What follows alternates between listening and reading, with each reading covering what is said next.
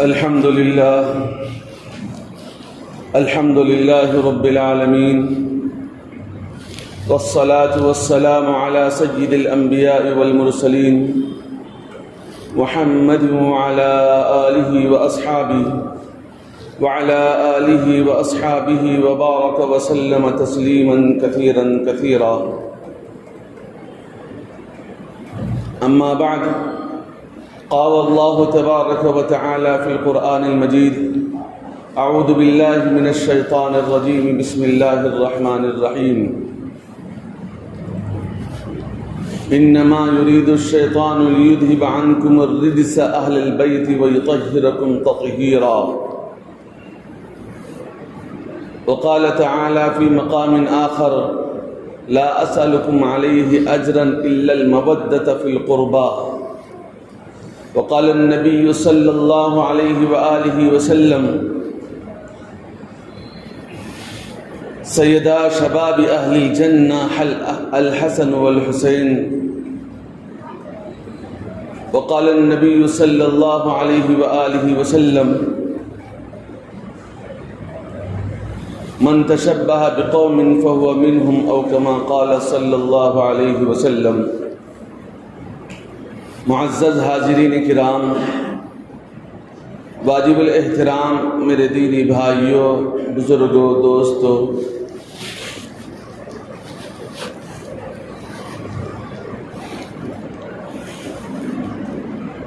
حضرت حسن اور حضرت حسین رضی اللہ عنہما، جو کہ آقا مدنی صلی اللہ علیہ وآلہ وسلم کے نواسے ہیں، ان دونوں حضرات کے بارے میں کچھ گوش گزار کروانا مقصود ہے. دعا فرمائیے کہ اللہ تعالیٰ جو بھی کہیں حق بات کہنے کی اور اس پر عمل کی ہم سب کو توفیق عطا فرمائے. حضرت حسن رضی اللہ عنہ نبی کریم صلی اللہ علیہ وسلم کے پہلے نواسے ہیں. سن 3 ہجری میں حضرت حسن رضی اللہ عنہ کی ولادت ہوئی. جیسے ہی ولادت ہوئی تو نبی کریم صلی اللہ علیہ وسلم کو اطلاع ملی تو آقا مدنی صلی اللہ علیہ وسلم حضرت فاطمہ الزہرا رضی اللہ عنہا کے مکان تشریف لے آئے. تو حضرت نبی علیہ السلام نے پوچھا حضرت علی رضی اللہ عنہ سے کہ اے علی، اس بچے کا آپ نے کیا نام رکھا ہے؟ اسی وقت حضرت علی رضی اللہ عنہ نے فرمایا کہ حرب یعنی جنگجو رکھا ہے. نبی علیہ الصلوۃ والتسلیم نے فرمایا کہ جنگجو نہیں بلکہ اس کا نام حسن رکھا جائے گا. اس کے بعد پھر آقا مدنی علیہ الصلوۃ والتسلیم نے حضرت حسن رضی اللہ عنہ کے سیدھے کان میں اذان دی اور بائیں کان میں اقامت ادا کی، جس کو اذان، دونوں کانوں میں اذان پڑھ دی کا مطلب یہی ہے کہ ایک کان میں اذان دی اور دوسرے کان میں اقامت دی. اس کے بعد آقا مدنی علیہ الصلوۃ والتسلیم نے 7ویں دن حضرت حسن رضی اللہ عنہ کا عقیقہ کیا، اور پھر 7ویں دن روایتوں میں لکھا ہے کہ 7ویں دن ہی حضرت حسن رضی اللہ عنہ کی ختنہ بھی ہوئی. اور نبی علیہ الصلوۃ والتسلیم نے حکم دیا کہ حضرت حسن کے بال نکلوائے جائیں، اور جو بال ہیں اس بال کے عوض میں، یعنی جتنے وزن ہے بال کے، اتنی وزن کی چاندی صدقے میں دے دی جائے. تو 7ویں دن حضرت نبی علیہ السلام نے حضرت حسن رضی اللہ عنہ کا عقیقہ کیا، اور 7ویں دن ہی ختنہ بھی کیا حضرت حسن رضی اللہ عنہ کا، اور پھر 7ویں دن ہی ان کے بال بھی مڑوا دیے، سارے کے ساتھ بال مڑوا دیے. اس کے بعد جو بال کا وزن ہوتا ہے وہ بال کا وزن کے برابر چاندی صدقے میں کی گئی. تو یہ حضرت حسن رضی اللہ عنہ کا نام ہے، اور ان کی جو پیدائش تھی سن 3 ہجری میں ہوئی، اور آپ کی کنیت ابو محمد ہے. حضرت حسن رضی اللہ عنہ کی کنیت ابو محمد ہے. نبی علیہ الصلوۃ والتسلیم نے فرمایا ایک موقع پر کہ میرے 2 پھول ہیں، ایک حسن اور دوسرے حسین.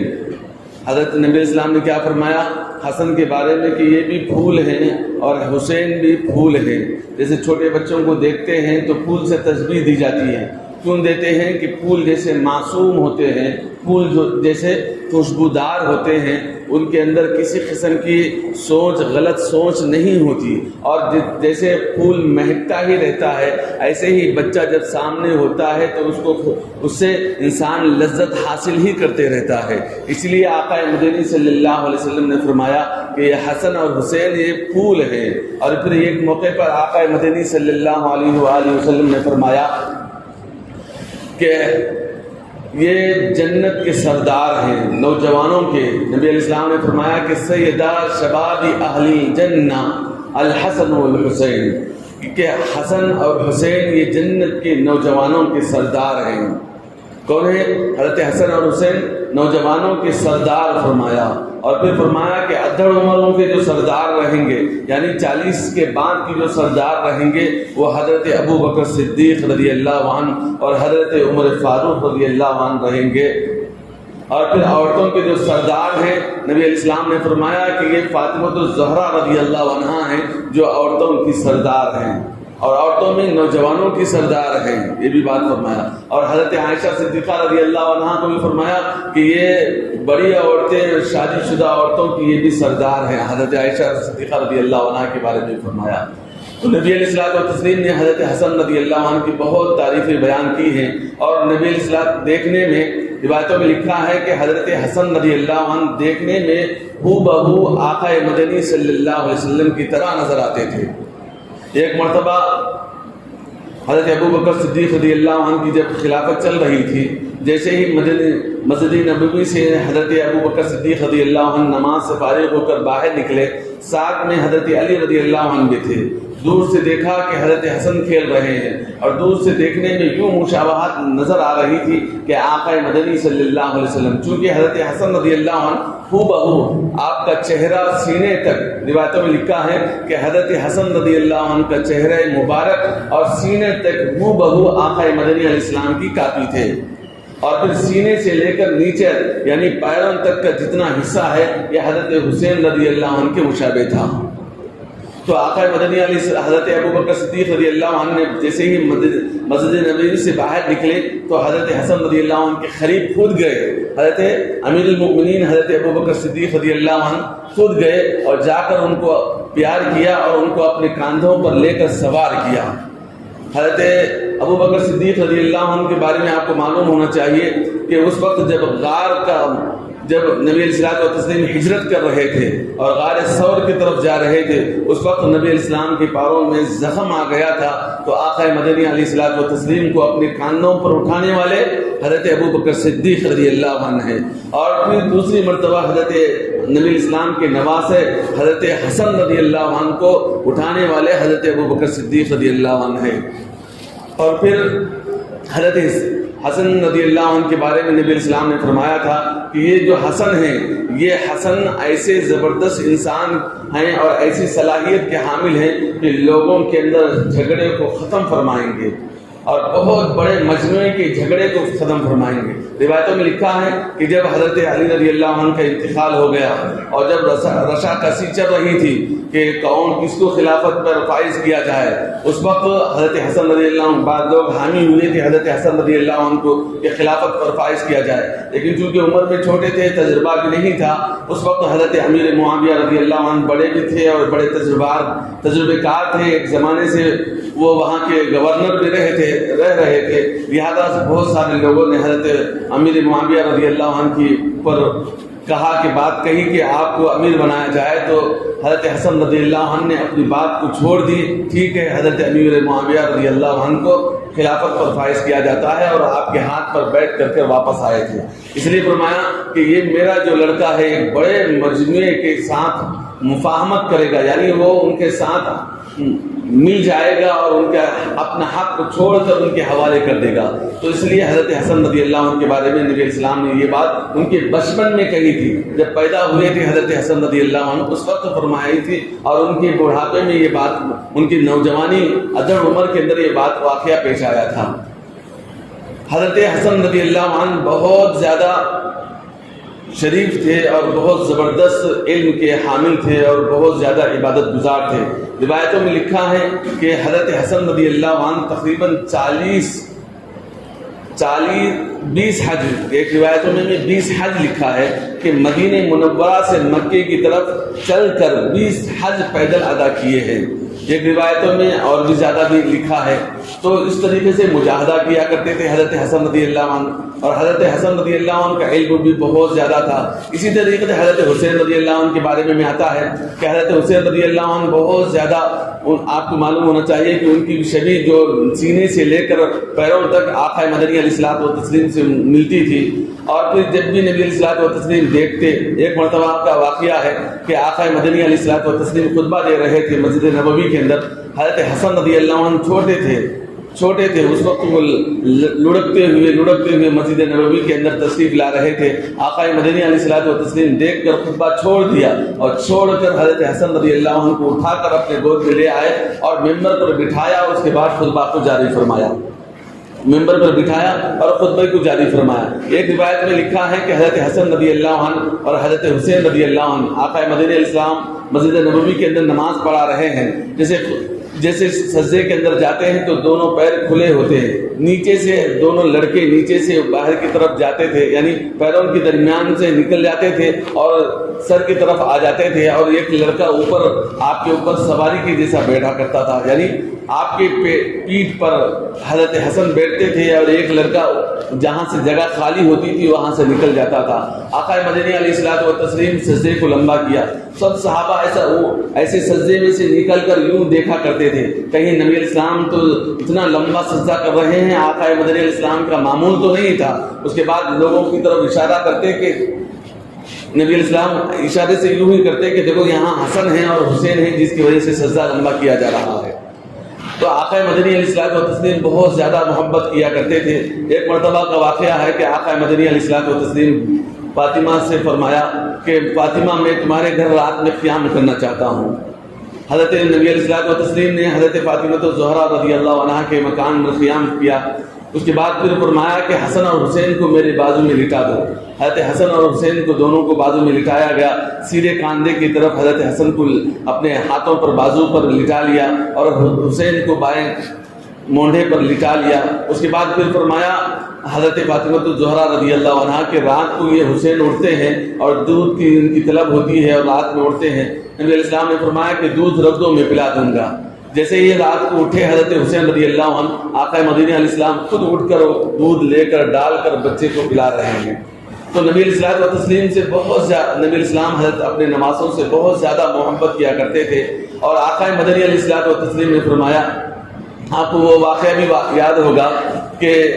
سورہ کہف کے اندر موجود ہے کہ وَكَانَ أَبُوهُمَا صَالِحًا، جس کے والدین نیک ہوتے ہیں اللہ رب العزت ان کی جان کی، ان کے مال کی حفاظت فرماتا ہے۔ اس آیت کے ضمن میں حضرت ثناء اللہ پانی پتی رحمۃ اللہ علیہ فرماتے ہیں کہ یہ جو واقعہ اللہ رب العزت نے اس کے اندر ذکر فرمایا ہے کہ وہ واقعہ ہے کہ ان کی جو نسل تھی، حضرت موسیٰ علیہ السلام اور حضرت خضر علیہ السلام جو جا رہے تھے راستے میں ایک جگہ دیوار کو بنانے کا حضرت خضر علیہ السلام نے حکم دیا، اور حضرت موسیٰ علیہ السلام دیوار بنا رہے تھے۔ حضرت موسیٰ علیہ السلام بار بار اعتراض کر رہے تھے کہ اے خضر یہ کیا کام کر رہے ہیں، آپ فضول کام کر رہے ہیں اور ایسا کام کر رہے ہیں کہ یہاں ہم کو اجرت بھی نہیں مل رہی ہے اور دھوپ شدت کی ہے، اور لوگ کام بھی کر رہے ہیں، کوئی ہم کو معاوضہ بھی دینے والا نہیں ہے، پانی کے بھی لیے نہیں پوچھ رہے ہیں، آپ کیوں بیکار یہ دیوار بنا رہے ہیں۔ اس وقت حضرت خضر علیہ السلام نے فرمایا کہ اس کی اولاد میں ایک نیک شخص تھا، یعنی اس کے روایتوں میں لکھا ہے کہ حضرت ثناء اللہ پانی پتی رحمۃ اللہ علیہ فرماتے ہیں کہ اس میں 7ویں پشت کا جو دادا تھے ان کے دادا بہت نیک تھے، اس کی وجہ سے اللہ نے ان کی یہ پڑپوتوں کی مال کی اللہ حفاظت کے لیے حضرت خضر علیہ السلام کو مقرر کیا، اور فرمایا کہ اس دیوار کے نیچے خزانہ ہے، اگر وہ دیوار گر گئی تو وہ دب کر رہ جائے گا اور ان کے پوتوں کو نہیں ملے گا۔ لہذا حضرت خضر علیہ السلام کو تکوینی حکم کے ذریعے سے اللہ رب العزت نے حکم دیا کہ اس دیوار کو باقی رکھا جائے تاکہ ان کے بچوں کی، ان کی پوتوں کی مال کی حفاظت ہو۔ اس لیے میرے بھائیوں، جیسے روایتوں میں لکھا ہے کہ جیسے ان کے باپ داداؤں میں 7ویں نسل میں جا کر وہ نیک تھا ان کا دادا، جس کی وجہ سے اللہ رب العزت نے ان کے مال کی حفاظت فرمائی تھی، کیا حضرت حسن اور حضرت حسین رضی اللہ عنہ نیک نہیں تھے؟ یہ تو پیغمبر کی اولاد ہے، نبی علیہ الصلوۃ والتسلیم کے نواسۂ رسول ہیں، اس کے باوجود بھی جو ظلم ہوا وہ اللہ رب العزت معاف فرمائے امت کو۔ اس لیے میرے بھائیوں محبت کرنا چاہیے۔ حضرت حسن نبی علیہ السلام نے فرمایا جو میرے حسن اور حسین سے محبت کرے گا اے اللہ میں بھی اس سے محبت کرتا ہوں، جو ان سے بغض رکھے گا اے اللہ میں بھی ان سے بغض رکھتا ہوں۔ نبی علیہ السلام نے فرمایا جو حسن اور حسین سے محبت کرتا ہے میں بھی ان سے محبت کرتا ہوں، جو حسن اور حسین سے بغض رکھے گا اے اللہ میں بھی ان سے بغض رکھتا ہوں۔ آقا مدنی علیہ الصلوۃ والتسلیم نے ایک موقع پر فرمایا جو صحابہ سے محبت کرتے ہیں میں بھی ان سے محبت کرتا ہوں، جو صحابہ سے نفرت کرتے ہیں میں بھی ان سے نفرت کرتا ہوں۔ آقا مدنی علیہ السلام نے ایک مرتبہ فرمایا، ایک مرتبہ حضرت جعفر طیار رضی اللہ عنہ کی جب شہادت ہوئی، حضرت جعفر طیار رضی اللہ عنہ کی جب شہادت ہوئی تو ان کی بیوی رونے لگی کہ یا رسول اللہ صلی اللہ علیہ وسلم اب ہمارا اور ہمارے بچوں کا کیا ہوگا؟ اس وقت آقا مدنی علیہ السلام نے فرمایا تھا کہ تمہارا اور تمہارا تکلیف دنیا کے اندر میں ہوں اور آخرت کے اندر بھی میں ہی تمہارا سرپرست ہوں۔ نبی علیہ السلام نے کیا فرمایا؟ دنیا میں بھی میں ہی سرپرست ہوں اور آخرت میں بھی میں تمہارا سرپرست ہوں۔ اس لیے میرے بھائی دنیا میں جتنے لوگ شہید ہوتے ہیں ان سب کے سرپرست نبی علیہ الصلوۃ والتسلیم ہیں، ان سب کے سرپرست نبی علیہ السلام ہیں۔ جب نبی علیہ السلام ہیں تو ظاہر بات ہے کہ ان کی سرپرست اللہ ہیں اور اللہ جب جو چاہے گا ان کے ساتھ معاملہ فرمائے گا۔ ظاہر بات ہے کہ اپنے مخصوص بندوں کے ساتھ اللہ رب العزت بہتر ہی معاملہ فرمائے گا۔ اس لیے میرے بھائیوں ہم لوگ یوں نہیں سمجھنا چاہیے کہ دیکھو یہ لوگ ایسے تھے کہ اپنی جان گنوا لیے، تو یہ اللہ کے سرپرستی میں ہیں، اللہ رب العزت کے سرپرستی میں ہیں، اللہ رب العزت کے ماتحت میں ہیں۔ اللہ رب العزت حدیث قرآن مجید میں فرمایا گیا اللہ رب العزت ان کو رزق دیتا ہے، ان کو رزق دیتا ہے۔ جو لوگ شہید ہوئے ہیں اللہ رب العزت ان کو رزق میں بارے میں مفسرین نے لکھا ہے کہ رزق کیسے دیتا ہے، رزق حصی دیتا ہے یا رزق معنوی دیتا ہے، اللہ رب العزت کی مرضی ہے۔ چاہے تو اللہ رب العزت رزق حصی بھی ان کو عطا کر سکتا ہے، جیسے ظاہری رزق دنیا کے اندر ہم کو مل رہا ہے ایسے ہی اللہ رب العزت خبر کے اندر ظاہری رزق بھی ان کو عطا کر سکتا ہے۔ اور ایک روایتوں میں لکھا ہے کہ وہ معنوی رزق بھی اللہ رب العزت ان کو عطا فرما سکتا ہے، جو اللہ رب العزت کا جو معاملہ ہے۔ اس لیے میرے بھائیوں یہ جو بڑے حضرات ہوتے ہیں جو اللہ کے نیک اور محبوب لوگ ہوتے ہیں ان کے خلاف ہم لوگ میں گویاں زیادہ نہ کریں، جس کی وجہ سے ہمارے اپنے ایمان کی سلامتی کا حفاظت کا بڑا مسئلہ ہو جاتا ہے، ہمارے اپنے ایمان کی سلامتی کا زیادہ مسئلہ ہو جاتا ہے۔ اس لیے ہم لوگ نیک لوگوں کے خلاف کبھی بھی، چاہے وہ ان سے بڑی سے بڑی غلطی ہو جائے، بڑی غلطی ویسے بھی ہوتی نہیں عام طور سے، اگر کبھی کسی معاملے کے اندر کچھ معاملہ پیش بھی آ جائے تو ہم چوں چرا نہ کریں، ہم ان کے خلاف باتیں کہنے کے لیے ان کے خلاف باتیں کریں، اس سے ہمارا مسئلہ حل ہونے والا نہیں۔ آپ اپنی رائے ظاہر کرتے بس ختم ہے، لیکن اس کا یہ مطلب نہیں کہ ہمیشہ رائے دیتے رہو، ہر جگہ ٹانگ اڑاتے رہو۔ نیک لوگوں کی قدر کی جائے، جیسے حضرت حسن رضی اللہ عنہ کی امت نے قدر نہیں کی، اللہ کے حبیب علیہ الصلوۃ والتسلیم نے خود فرمایا تھا ایک موقع پر، نبی علیہ الصلوۃ والتسلیم نے فرمایا تھا حضرت ام سلمہ رضی اللہ عنہا کو ایک شیشی دی تھی اور فرمایا کہ ایک موقع آئے گا کہ اس شیشی کے اندر کربلا کی مٹی ہے، ام سلمہ تو اس مٹی کو محفوظ رکھ، ایک موقع آیا گا کہ کربلا کے مقام پر حضرت حسین کو شہید کیا جائے گا۔ اور جب سن 61 ہجری کے اندر 60 ہجری کے اندر یا 61 ہجری کے اندر حضرت حسین رضی اللہ عنہ کو شہادت کیا گیا، اس وقت وہ مٹی لال ہو گئی تھی، خون سے لبریز ہو گئی تھی۔ اس وقت حضرت سلمہ رضی اللہ عنہ دیکھ کر پہچان گئے کہ حضرت حسین رضی اللہ عنہ کو شہید کیا گیا ہے۔ تو اس طریقے سے نبی علیہ الصلوۃ والتسلیم کی اولاد کو اللہ رب العزت بلند درجے عطا کرنا چاہتا تھا، جس کی وجہ سے یہ تمام معاملات پیش آئے۔ یہ الگ بات ہے کہ یہ نہیں ہونا چاہیے تھا، فلاں کام نہیں ہونا چاہیے تھا، ہو گیا، لیکن اللہ رب العزت کی طرف سے ہمیں دعا کرنا چاہیے کہ وہ کس راہ پر تھے، سچائی کے راہ پر تھے۔ مسلمانوں کو سچائی کے راہ پر قائم و دائم رہنا چاہیے اور ہمیشہ سچائی کا ساتھ دینا چاہیے، ہمیشہ سچائی کا ساتھ دینا چاہیے، ہمیشہ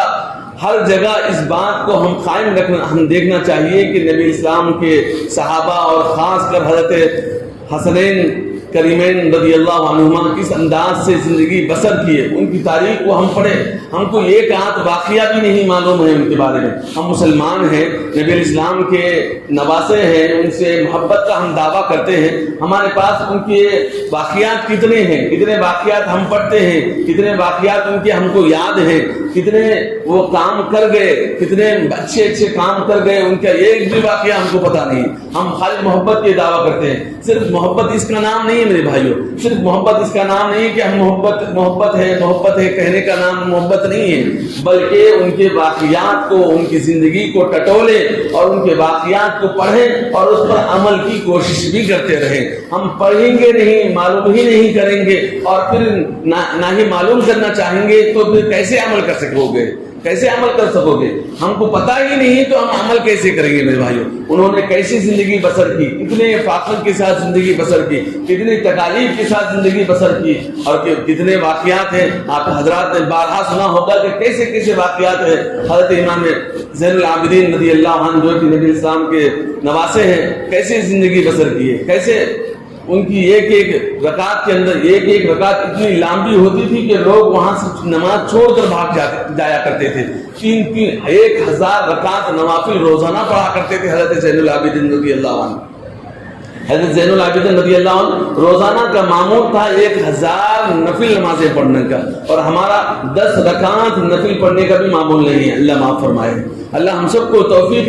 عمل عطا فرمائے. ایک ایک گھنٹہ ہم لوگ غف شپ کے اندر زندگی بسر کریں گے، رات بھر زندگی بسر کریں گے. رات گزارنا ہمارے لیے آسان ہے، لیکن کبھی اللہ کا نام لینا، 2 رکعت نفل پڑھنا تو سب سے بڑا مشکل کام ہے. آج امت کے لیے سب سے بڑا مرحلہ ہے 2 رکعت نماز پڑھنا. اب زیادہ تعلیم میں 2 رکعت نماز پڑھنے میں اتنا مشکل کیوں ہو رہا ہے؟ اس لیے کہ یہ عمل اتنا پیارا اللہ کو ہے، اتنا پیارا اللہ کو ہے کہ اگر کوئی انسان یہ نماز پڑھے گا تو وہ اللہ کا محبوب بن جائے گا. اس لیے شیطان وہاں ایڈی چیپڑی کا زور لگاتا ہے، اس کو 2 رکعت نماز بھی پڑھنے نہیں دیتا، اس کو 2 رکعت نماز پڑھنے بھی نہیں دیتا. اور حضرت حسین رضی اللہ عنہ تو وہ تھے جو میدان جنگ کے اندر شہادت کا وقت قریب ہے، اس کے باوجود بھی وہ سجدہ کر رہے ہیں، وہ نماز پڑھ رہے ہیں. اب ان کی تعلیمات، ان کا انداز، ان کا رہن سہن وہ ہے، اور ہمارا رہن سہن یہ ہے کہ ہم اپنی مرضی کے مالک ہیں، ہم اپنے مرضی کے مالک ہیں. ہم کبھی بھی ان صحابہ کے واقعات کو نہ پڑھنا چاہیں گے،